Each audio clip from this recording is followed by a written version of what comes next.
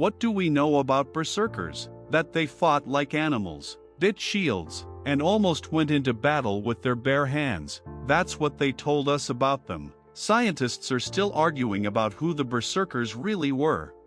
Welcome to the All Time Stories channel. The topic of today's episode is, who are the berserkers?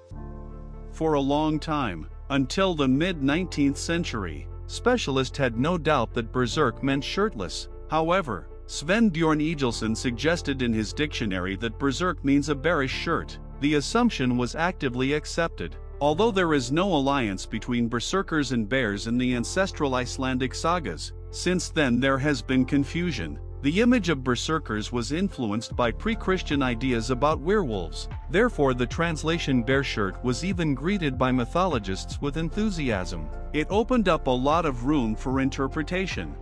There is still no unity about where this word came from. The main source of information about berserks was the chapter dedicated to Odin from the History of the Norwegian Kings, written by Snorri Sturluson.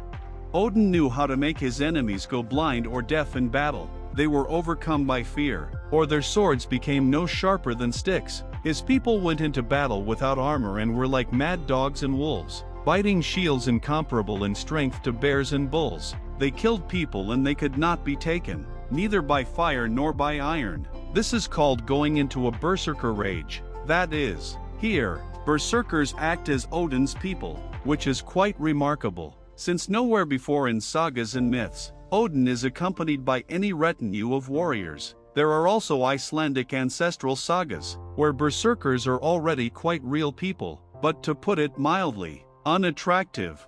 They come to the houses of ordinary people on the eve of Christmas and wreak havoc there, robbing and raping women. The positive hero in such stories is usually some brave Icelander who defeats berserkers with a club, because they are not vulnerable to fire and iron, or by cunning, because it is recognized as an axiom that berserkers are stupid.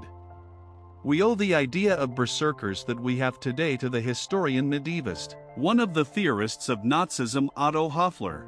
It was he who developed the idea that berserkers are warriors of Odin himself, a certain male caste of chosen warriors, who for their fearlessness, after their death go straight to Valhalla, where they form an alliance and enjoy life. Meanwhile, according to mythological ideas, warriors in Valhalla do not form any alliances. During the day they indulge in military fun, that is, they fight and kill each other, and at night they indulge in fun. It was such an eternal battle. The image of the berserker created by Hoffler and his ideas about the state-forming function of men's unions became the scientists' ticket to the National Socialist Party.